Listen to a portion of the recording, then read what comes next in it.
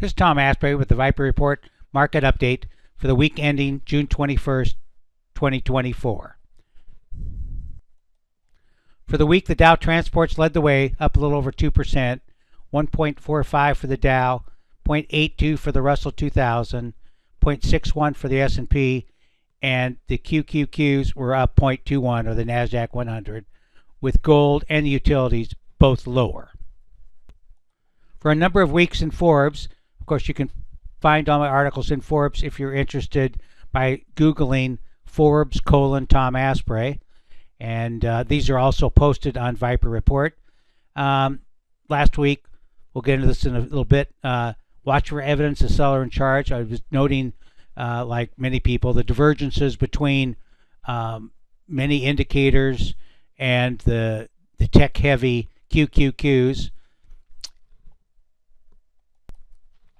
The weekly chart of the NYSE Composite shows that it did close higher, up 1%, so better than the S&P, better than the Qs for that matter, after testing the 20-week EMA, which is, those of you who follow my work, is a good area of support. Of course, so now we need to get up the prior week's high to confirm that this pullback is over. Many would say this is a double top, even though we made a slightly higher high, in May. And of course, to confirm a double top, you need to see a break below this line A. In over 40 years, I've never seen a double top in one of the averages where the volume analysis as well as the advanced decline lines are as strong as they are now. So these lead price, and so I'm looking for a breakout above that level. Underneath the NYSE Composite, we have the stocks only AD line. 2,800 issues or so on the NYSE Composite, not all stocks, bonds, ADRs, etc. So this is just the stock component. You can see nicely higher highs, this line 2, similar key support here at line 3, and it flipped back above its 21-week EMA, which is generally a bullish setup. Of course, it requires positive advanced decline line in the week ahead, and if it were sharply negative, we'd be going down to test this support. So you can watch these numbers during the week, will give you a clue. Below this in red, we have the all AD line, and it looks even stronger, because it's held above its moving average, also formed sharply higher highs, and well above its moving average and support. One of my concerns about the market, ever since we moved to a new high, moved above the May high early in June, was you can see we exceeded the R1 and getting close to the R2 on the SPY. 20-day EMA is rising strongly, so that's a positive sign. It's, at 535, we closed at 544, 50-day at 520, etc. And the pivot, of course, right down there, 518. But if you look below it, you can see the S&P 500 AD line. It's basically been flat all month. Okay, so it's been diverging. Higher highs in price, lower highs in the AD line. That's generally a problem. If you look at the stocks only AD line on a daily basis and the NYSE AD line, they are forming. They have not made new highs either. Typically, that would be a bearish development, but I think it's canceled out if we look at the equal weight S&P, and is likely due just to the narrow nature of the recent market rally. So you want to see prices in a strong uptrend like that. That's not happened since we peaked in May. Of course, SPY is not equally weighted. If you look at the equally weighted S&P 500, the SPX EW, you can see that the price action so far in June mirrors the AD line action. Pretty much a range-bound trading. So far the AD lines have not, the S&P anyway, has not taken out the late May low. That's the support we're watching. It got close last week, and the NYSE, the stocks only, or the all AD lines also show a similar formation. So, they're in tune or in sync, if you will, with the market averages, as it's just trading, at its pivot line, which is currently at 66.73. So a drop below around 65.82 in SPX EW would be a negative sign, whereas maybe a move above 67.26, that was the May 28th high, that'd be a good sign. If we look at the Qs, they made a new high on Wednesday of 486.84, had formed a doji on Tuesday, and with a slightly higher high, actually 84 versus 86, and then triggered a doji sell signal, and we're down obviously 0.25% or so on Friday. More interestingly, below is the fact that, of course, the NASDAQ 100 has not made a new high since way back here in March. So we still have an ongoing divergence here. We have been testing its moving average, which is still rising. Normally, you don't see a significant correction until you see a pattern like this, where it breaks below the moving average, rebounds back to the moving average. This was after we talked about that price reversal in early April that set up a pretty sharp correction and a good trade in the inverse ETFs. But now it's improved, even though the India average itself was not doing as well. So that's interesting. Not too far. If it gets above, this level here, next week it'll be a bullish sign. RS, has determined that was a market leader up until, early March. Then it was a market laggard. So we advised people that said, okay, growth is going to have a pullback. And then it flipped back to positive in the middle of May, and that still looks like the place to be. In last week's commentary, I gave you some parameters, which I'm going to try to give you when I can going forward.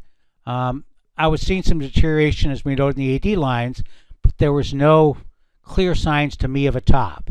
So if we go through this, we can look back here into the Qs. Here's how the Q chart looked a week ago. And you can see that now we've broken this downtrend.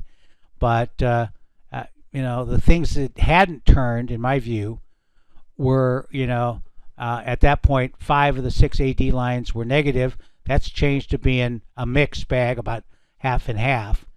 And we also follow the VIX and the VXN for volatility. If the VIX and the VXN are in downtrends, that's bullish for stocks. Uptrends is bearish for stocks.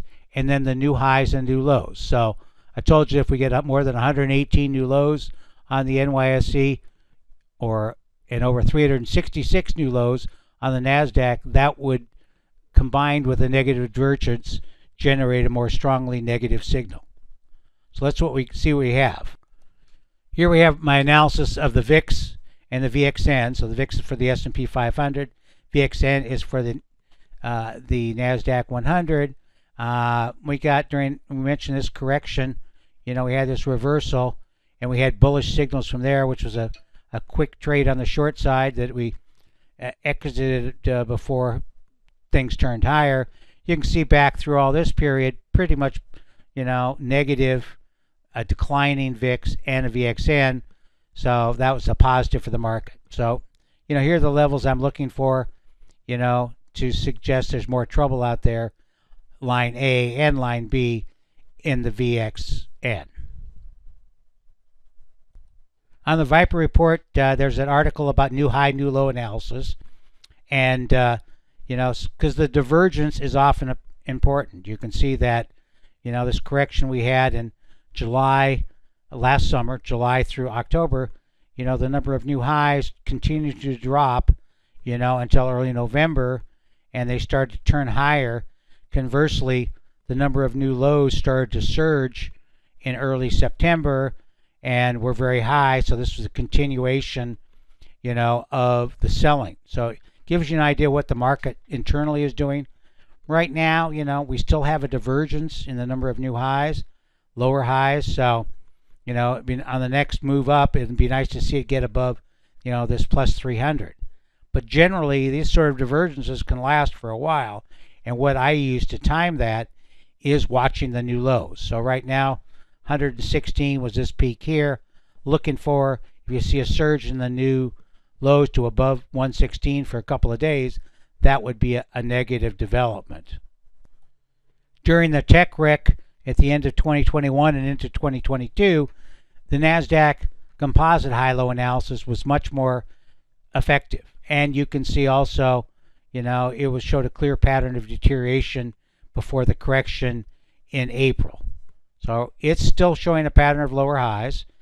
New lows peaked up here, on that correction. So that's still the benchmark. So if we move above this, I think it's 366 level here, that would indicate that, instead of having more stocks, that pushing prices higher, that it'll be further signs that the market rally is thinner.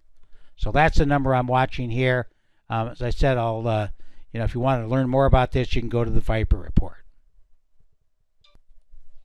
So what am I looking for in the week ahead?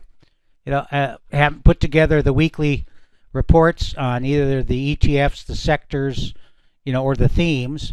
So this is the sector ETFs. One new weekly buy signal in XLY. So it's a positive across the board, as is XLP, though it's had quite the pullback. Some encouraging signs from XLV, but you can notice XLK, despite its pullback, is still generally positive. XLU is generally negative, as are XLE, XLF, XLI, and XLB. So typically what we would see is start to see some daily positive signals if the pullback is over, or some increase in DTS and 3DTS negative signals for a warning of a greater push to the downside. If we look at all the ETFs that I monitor, you can see we have LAN there for a reading on the home builders. It's a weekly negative. PBW Energy and also the USO is flipped back to positive. VCR has as XLY. So, XLY, VCR, so that's confirming that positive action. If we try to sort by the DTS, not a lot new coming on. FBT, biotech, IBB, also biotech, are some positive sign there. Crude oil has been really smacked, so it'd be nice to see if we see a turn. Of course, I'll discuss those markets in my regular weekly reports. If you're not familiar with the T&J's watch lists, developed in a major part by my colleague Jerry A., here's what it looks like. There are a number of videos on my YouTube page, so sign up for that. You'll get more videos on that. And also, if you want a copy of this one as of Friday's close, shows you what the growth stocks are still leading, value stocks, but also shows those positive readings. I had a mental blank. VGK is an FTC Europe ETF, so it turned negative, and as did the Pacific Rim. Positives were crude and consumer discretionary. So that's some interesting things to watch. And if you look at how I use these, I use these signals on various, ETFs as well as stocks to make new selections. If you want to read more of my articles, of course, you can go to theviperreport.com. My Forbes articles migrate over there. The most current one was my discussion of a doji buy signal on a monthly basis that looks quite interesting and is a market I'm following. I'm going to try to do these once a week, every weekend. I'm trying to get input from both my paid and free subscribers as to whether to rather read my commentary or watch my videos. So there will be a link to a survey. I hope you'll do me a favor and complete it. That's all I have for today. I hope you have another great week of trading ahead.